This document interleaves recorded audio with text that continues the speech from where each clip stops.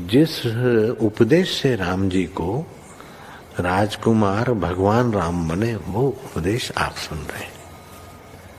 कितना ऊंचा ग्रंथ है। इसको वाल्मीकि रामायण भी बोलते, योग वशिष्ठ महारामायण भी बोलते।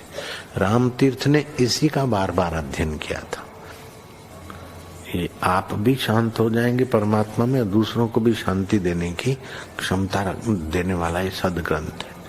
इसको वेदांत का सिद्धांत ग्रंथ बोलते हैं। दूसरे होते प्रक्रिया ग्रंथ। ये करके फिर कब वो आचार्य बनो तब समझो, ये तो थोड़ा पढ़ो और फिर वही सिद्धांत की बात। तो बार बार योग वशिष्ठ महारामायण विचारने योग। ओम श्री सद्गुरु परमात्मा ने नमः। श्री वशिष्ठ जी बोले, हे रामचंद्र जी, सुवर्ण के मंदिर में रहने से ऐसा सुख नहीं मिलता जैसा निर्वासनिक ज्ञानवान को होता है। जिस पुरुष ने इंद्रियों और असत रूपी शत्रु को जीता है, वह परम शोभा से शोभित होता है। जैसे हिम ऋतु को जीत के वसंत ऋतु में मंजीरी शोभती है। जिस पुरुष के चित्त का गर्व नष्ट हुआ है और जिसने इंद्रिय रूपी शत्रु जीते हैं, उसकी भोग वासना नष्ट हो जाती है। जैसे शीतकाल में पद्मिनियां नष्ट हो जाती है। हे रामचंद्र जी, वासना रूपी वैताल निशाचर तब तक विचरते हैं जब तक एक तत्व का दृढ़ अभ्यास करके मन को नहीं जीतते। जब विवेक रूपी सूर्य उदय होता है, तब अंधकार नष्ट हो जाता है। जब विवेक से मनुष्य मन को वश करता है, तब इंद्रियां टहलुए हो जाती हैं। मन रूपी सब मित्र हो जाते हैं और आप राजा होके स्वरूप राज को भोगता है। हे रामचंद्र जी, विवेकी की इंद्रियां पतिव्रता स्त्रीवत हो जाती है। मन माता की नाई पालना करने वाला होता है और चित्त हृदय हो जाता है। जब निश्चयवान पुरुष सत्शास्त्र को विचारता है, तब परम सिद्धता को प्राप्त होता है और मन अपने मनन भाव को त्याग के शांत रूप पितावत प्रतिपालक हो जाता है। इससे तुम मन को विवेक से वश करो। मन रूपी मणि को आत्मविचार शिला से घिसो, विराग जल से उज्जवल करो।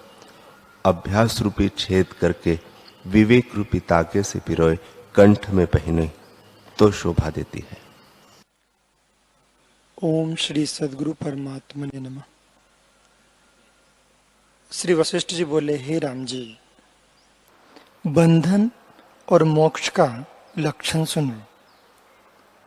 विषय और इंद्रियों के संयोग से इष्ट में राग करना और अनिष्ट में द्वेष करना ही बंधन है। जैसे जाल में पक्षी बंध जाता है, ग्राहक इंद्रियों के साथ विषय के संबंध से इष्ट अनिष्ट होता है। जिसमें इंद्रियों का संयोग होता है, उसमें समबुद्धि रहे। उनके धर्म अपने में न देखें और उनका जानने वाला जो अनुभव रूप आत्मा है, उसमें साक्षी स्वरूप होकर स्थित रहे। इस प्रकार जो इनका ग्रहण करता है, वह सदा मुक्त रूप है। जो इससे भिन्न है, वह मूर्ख जीव बंधन में पड़ता है। तुम इस ग्राहक संबंध से सावधान रहो। इनका संबंध ही बंधन है और इनसे रहित होना मुक्ति। राग द्वेष करने वाला मन है, इस मन का त्याग करो। मन ही दुखदाई है। जैसे कुम्हार का चक्र फिरता है और उससे बर्तन उत्पन्न होते हैं, वैसे ही मन रूप चक्र से पदार्थ रूपी बर्तन उत्पन्न होते हैं। मन के स्फुरन से संसार सत्य होता है। जब फूरना निवृत्त होगा, तब कोई दुख न रहेगा। हे राम जी, जब फूरने और ना फूरने में समान होंगे, तब राग द्वेष से रहित होकर विचारोगे। यह हो और यह ना हो, इस भावना से रहित होकर चेष्टा करो। हरि ओम।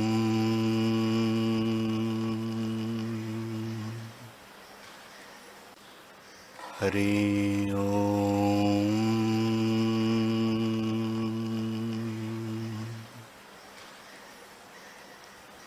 हरि ओम।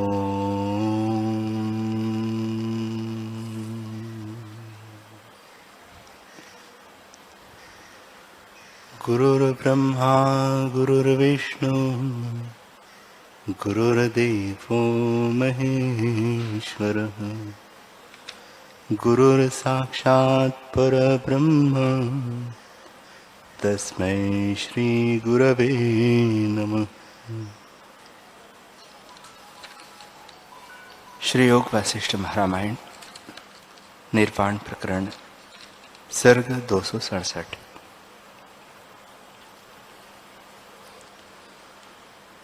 कुंददंत ने पूछा, हे तपस्वी, संकल्प तो पूर्व स्मृति को लेकर फुरता है। ब्रह्मा में मनोराज्य संकल्प की सृष्टि किस संस्कार को लेकर फुरती है, यह मेरा संशय आप निवृत्त करें। कदम्ब तपा बोले, हे साधु, यह संपूर्ण सृष्टि किसी संस्कार से नहीं उत्पन्न हुई, भ्रम से भासित होती है। जैसे स्वप्न में यदि मनुष्य अपने को मृतक हुआ जानता है, तब उसको पूर्व के संस्कार की स्मृति तो नहीं होती, वह अपूर्व ही लगती है। वैसे ये पदार्थ जो तुमको दिखते हैं सो अपूर्व है, किसी स्मृति से नहीं हुए। स्मृति और अनुभव तो जगत ही में उत्पन्न हुए हैं, पर जब जगत का फुरना न था तब स्मृति और अनुभव भी न थे। जब जगत प्रकटा तब ये भी प्रकटे। ऐसे संपूर्ण जगत अपूर्व है और भ्रम से भासित होता है। जैसे स्वप्न में मरा व्यक्ति किसी कुल में अपना जन्म देखे और उसको ऐसे जान पड़े कि कुल चिरकाल से चला आता है, पर जब जाग उठे तब पूर्व जन्म किसको कहे और स्मृति किसकी करे। न कहीं जन्म रहता है और न कुल रहता है। वैसे ही ज्ञानवान को यह जगत आकाश रूप दिखता है, तब मैं तुमको पूर्व की स्मृति क्या कहूं। हे ब्राह्मण, और कुछ बना नहीं, आत्मसत्ता ही ज्यों की त्यों स्थित है, जिससे यह सब जगत हुआ है, जिसमें यह सब है और जो सब है वही सर्वात्मा है। जो वही है तो दूसरा किसको कहो। ऐसे यह जानकर तुम विचारो, तब सब दुख तुम्हारे नष्ट होंगे। हे साधु, कर्ता, कर्म, करण, संप्रदान, आपादान और अधिकरण, ये 6 कारक ब्रह्म रूप है। कर्ता कर्म के करने वाले को कहते हैं। कर्म करने की संज्ञा है। कारण क्रिया का साधक है। संप्रदान जिस निमित्त हो, आपादान जिससे लय कीजिए और अधिकरण जिसमें कीजिए, यह 6 कारण ब्रह्म रूप है। विश्व का कर्ता भी ब्रह्म है, विश्वकर्मा भी ब्रह्म है, विश्व का साधक भी ब्रह्म है, जिसके निमित्त यह विश्व है वह भी ब्रह्म है, और जिसमें यह विश्व होता है वह भी ब्रह्म है। ऐसे सर्वात्मा को नमस्कार है। उस सर्वात्मा को ऐसे जानना ही उसकी परम पूजा है। ऐसे तुम भी पूजन करो। हे साधु, अब तुम जाओ और अपने मनोवांछित में विचरो। तुम्हारे बांधव तुम्हारी राह देखते होंगे, उनके पास जाओ। जैसे कमल के पास भ्रमर जाते हैं और मैं भी समाधि में स्थित होता हूँ। जो कुछ गुह्य बात है वह भी मैं कहता हूं। जैसे कोई सुख पाता है वही करता है। मुझको तो जगत दुखदायक देख पड़ता है, इस कारण मैं समाधि में लगता हूं। हे साधु, यद्यपि मुझे सब अवस्था तुल्य है, तो भी चित्त की वृत्ति जो संसार के कष्ट से दुखित होकर आत्मपद में स्थित हुई है, उस स्थिति के सुख के संस्कार से वह फिर उसी ओर दौड़ती है। अब तुम जाओ, मैं समाधि में स्थित होता हूं।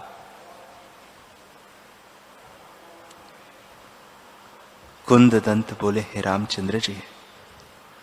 इस प्रकार कहकर वह समाधि में लगा और मन तथा इंद्रियों की क्रिया से रहित हुआ, मानो कागज पर मूर्ति लिखी हो। तब फिर हम उसे बहुत जगाते रहे और बड़े शब्द किए, परंतु वह न जागा। निदान हम वहां से चले और उस ब्राह्मण के घर आए तो उसके घर में बड़ा उत्साह हुआ। यथा समय क्रम से वे सातों भाई मर गए, पर आठवां मेरा मित्र जीता रहा। वह भी कुछ दिन में मृतक हो गया। तब मुझे बहुत शोक हुआ कि मेरा प्रियतम भी मर गया। अब मैं क्या करूं?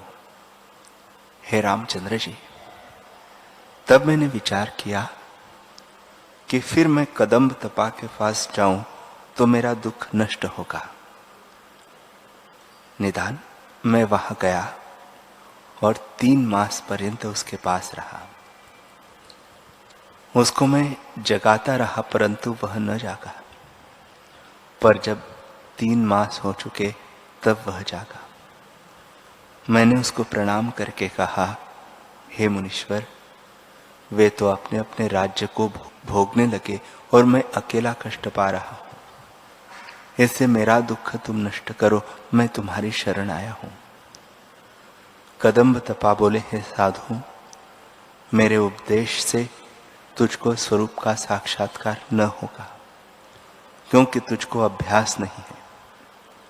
अभ्यास के बिना स्वरूप का साक्षात्कार नहीं होता।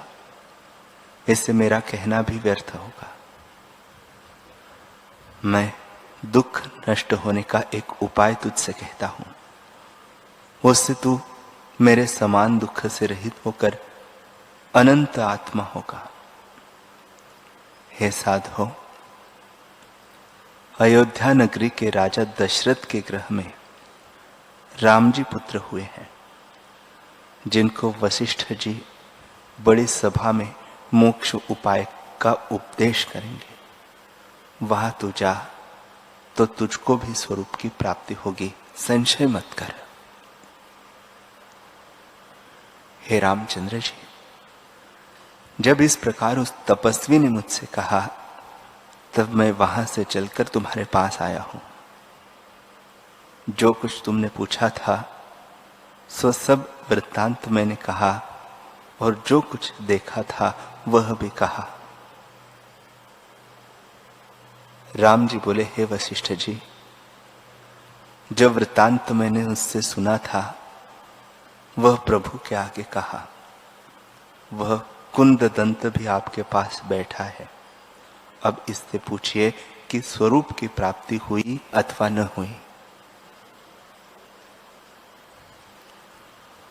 वाल्मीकि जी बोले, हे भरद्वाज, जब इस प्रकार राम जी ने कहा, तब मुनि शार्दुल वशिष्ठ जी कुंददंत की ओर कृपा दृष्टि करके बोले, हे ब्राह्मण, यह जो मैंने मोक्ष का उपाय संपूर्ण कहा है, उसको सुनकर तूने क्या जाना?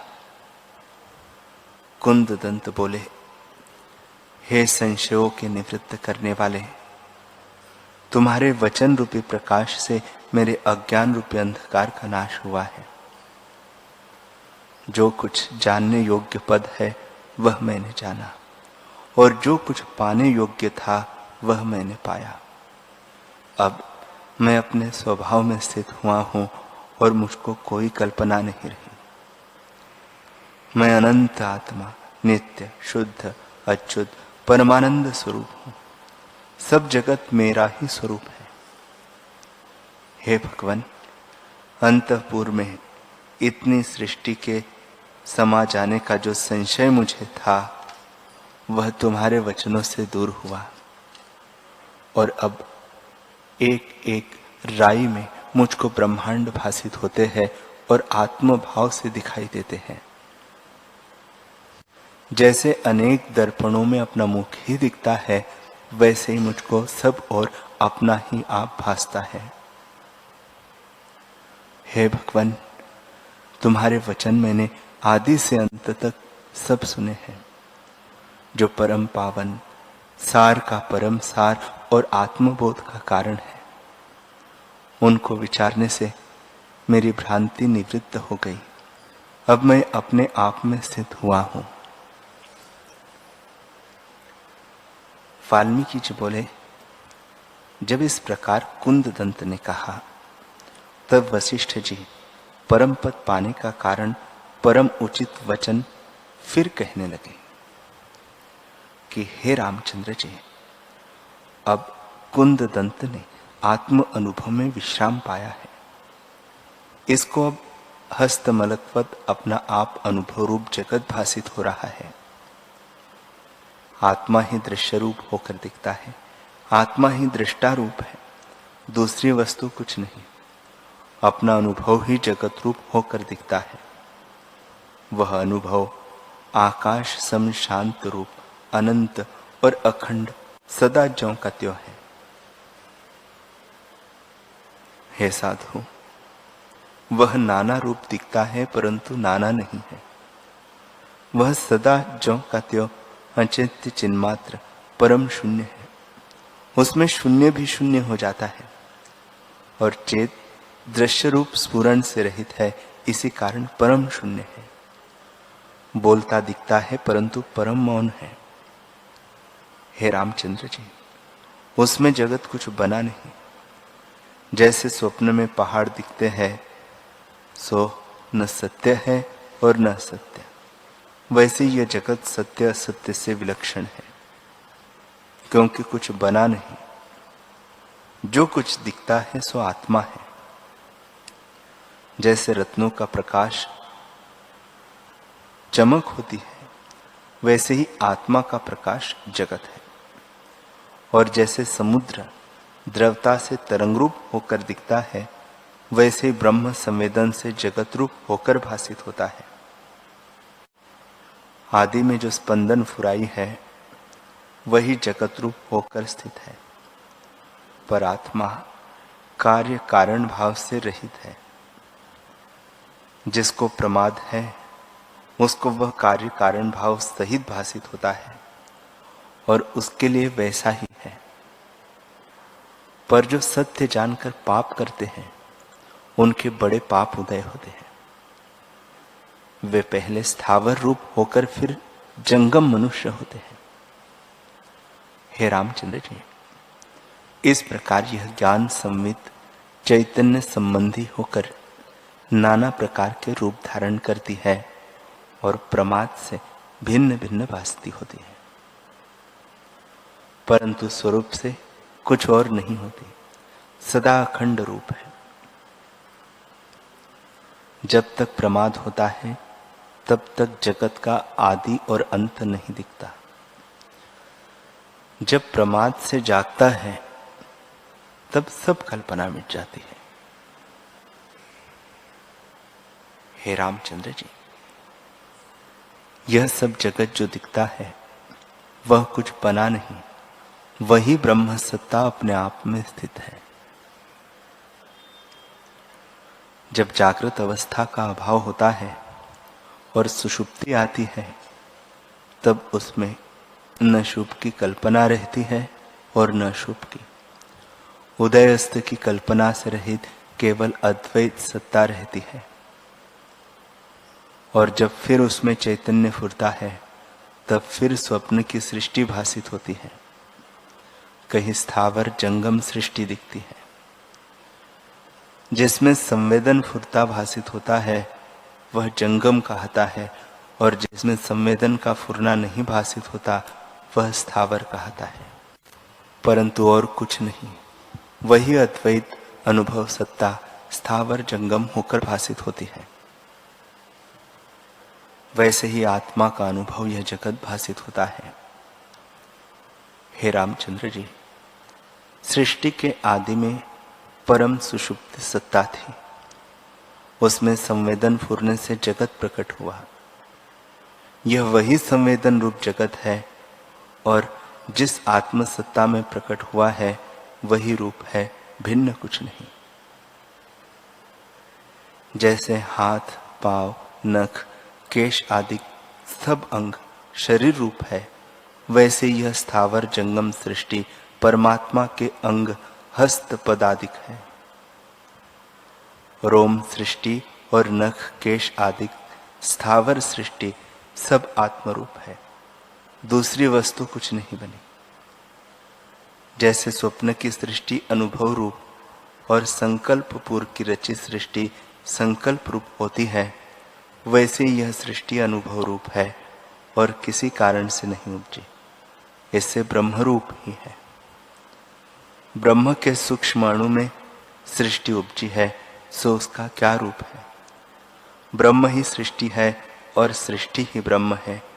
ब्रह्म और जगत में भेद कुछ नहीं, परंतु अज्ञान निद्रा से भिन्न भिन्न भासित होता है। राम जी ने पूछा, है भगवान, निद्रा का कितना प्रमाण है और कितने काल तक वह रहती है?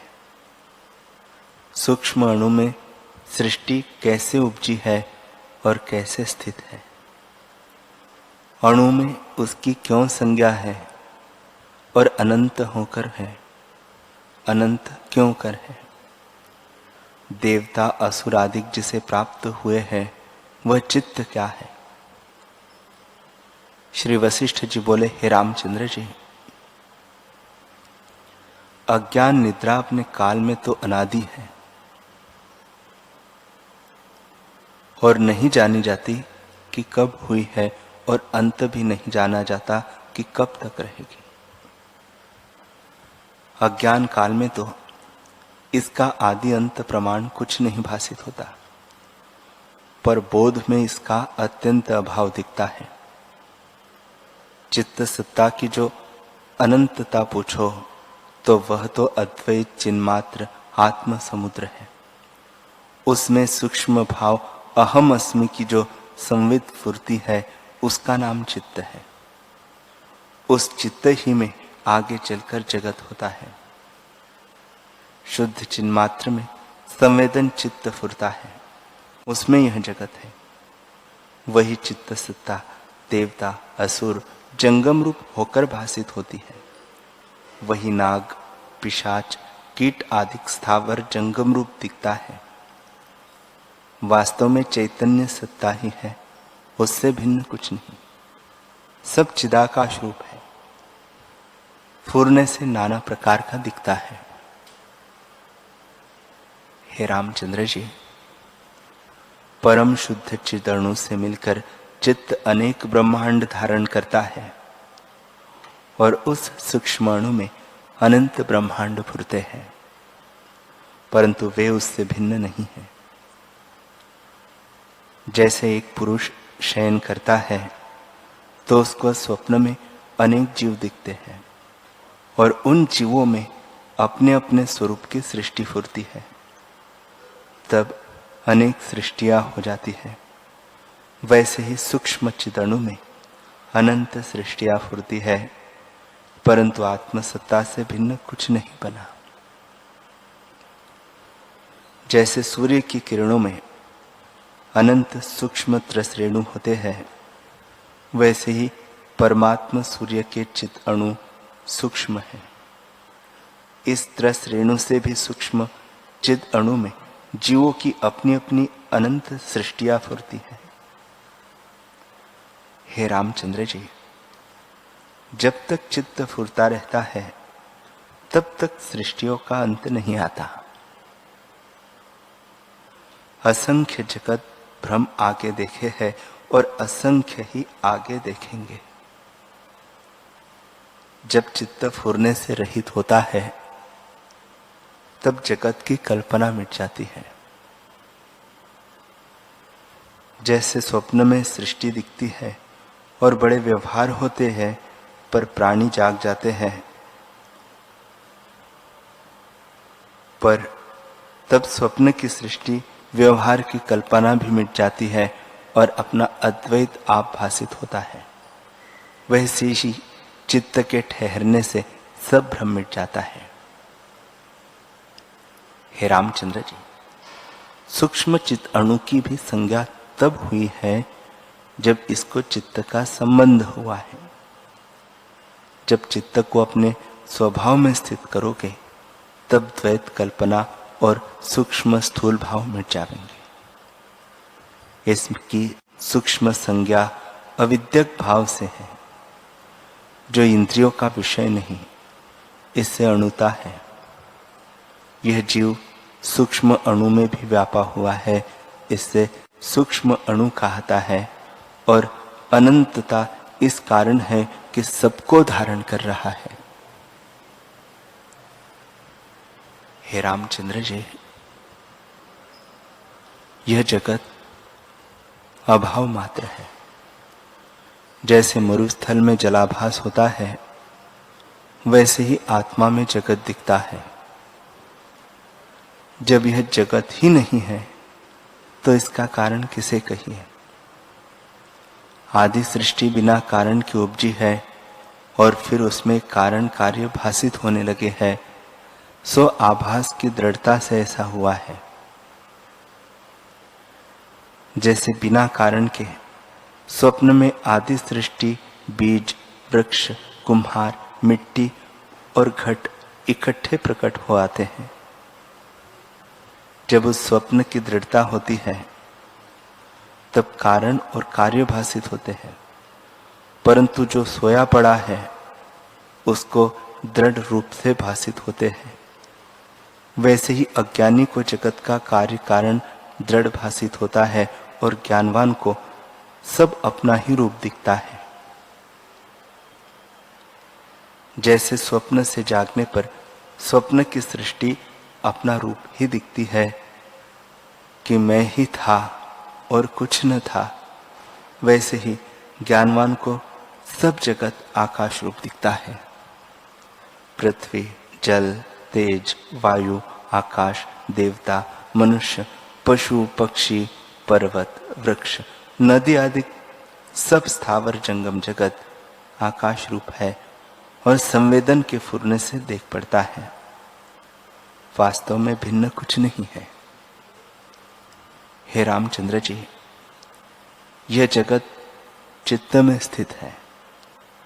जैसे किसी पुरुष ने खंभे में पुतलियों की कल्पना की, तो उन पुतलियों के दो रूप होते हैं। एक शिल्पी के चित्त में फुर्ती है, सो आकाश रूप है, और एक खंभे में कल्पित है, वे स्तंभ रूप है। पर शिल्पी के चित्त में नृत्य करती है। हे रामचंद्र जी, और तो कुछ नहीं बना, सब स्तंभ रूप है और शिल्पी के चित्त में कल्पना मात्र है। वैसे ही चित्तरूपी शिल्पी की जगत रूपी पुतलियां कल्पना मात्र है, पर आत्मा रूपी खंभा ज्यों का त्यों है, आत्मा से भिन्न कुछ नहीं। जैसे पट के ऊपर मूर्ति लिखी हो, तो उस मूर्ति का रूप पट ही है, पट से भिन्न कुछ नहीं। वह पट ही मूर्ति रूप दिखता है। वैसे यह जगत आत्मा से भिन्न नहीं, आत्मा ही जगत रूप होकर भासित होता है। आत्मा और जगत में कुछ भेद नहीं। जैसे ब्रह्म आकाश रूप है, वैसे यह जगत आकाश रूप है। जगत आधार है और उसमें ब्रह्म बसने वाला है, वैसे ब्रह्म आधार है और उसमें जगत बसने वाला है। हे रामचंद्र जी, जगत में जितने विद्या और अविद्या रूप समूह है, वे सब संकल्प से रचित है और वास्तव में सब आत्मरूप है। समता, सत्ता और निर्विकारिता आदि और इनसे विपरीत अविद्या रूप सब एक ही रूप है। सब एक ही में फुरते हैं और एक ही रूप है। जैसे अनुभव रूप स्वप्न जगत अनुभव में स्थित होता है, सो सब आत्मरूप होता है, वैसे यह सब जगत ब्रह्म रूप है। ब्रह्म से भिन्न कुछ वर की कल्पना है और न शाप की। ब्रह्म सत्ता निर्विकार अपने आप में स्थित है, उसमें न कारण है न कार्य है। जैसे तालाब, नदी और मेघ जल ही होते हैं, वैसे ही सब ब्रह्म रूप है। राम जी ने पूछा है, भगवान, वर और शाप के कर्ता तो परिचिन्न है और कारण बिना तो कार्य नहीं बनता, तब तुम कैसे कहते हो कि कारण कार्य कोई नहीं? श्री वशिष्ठ जी बोले, हे रामचंद्र जी, शुद्ध आत्मसत्ता चिदाकाश का किंचन यह जगत है। जैसे समुद्र में तरंग उठते हैं, वैसे ही आत्मसत्ता में जगत प्रकट होते हैं। और जैसे तरंग जल रूप होते हैं, वैसे ही जगत आत्मरूप है, आत्मा से भिन्न कुछ नहीं।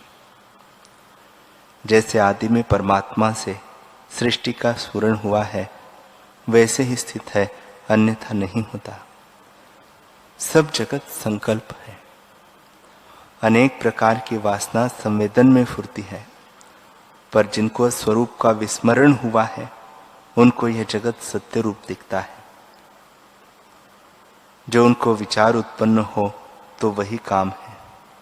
जिस काल में विचार उत्पन्न होता है और उसी काल में अज्ञान निद्रा का अभाव होता है।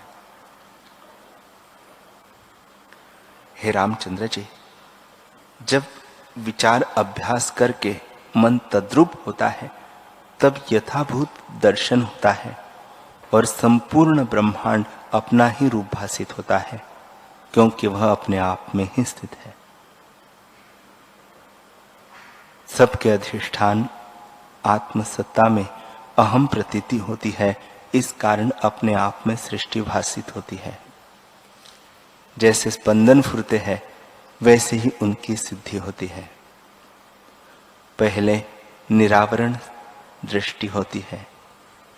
निरावरण दृष्टि से सब संकल्प सिद्ध होते हैं, क्योंकि यह सब जगत आत्मा में संकल्प का रचा हुआ है और उसमें इसको अहम प्रत्यय हुआ है।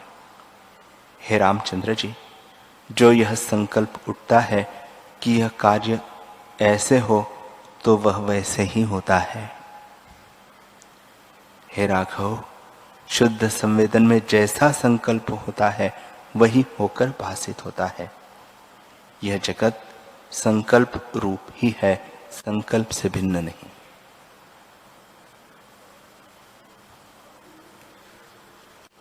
हरि ओम।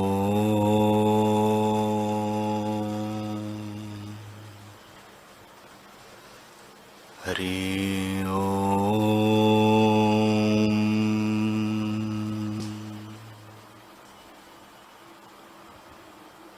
ओम सहना भवतु, सहनौ भुनक्तु, सह वीर्यं करवावहै, तेजस्विनावधीतमस्तु मा विद्विषावहै।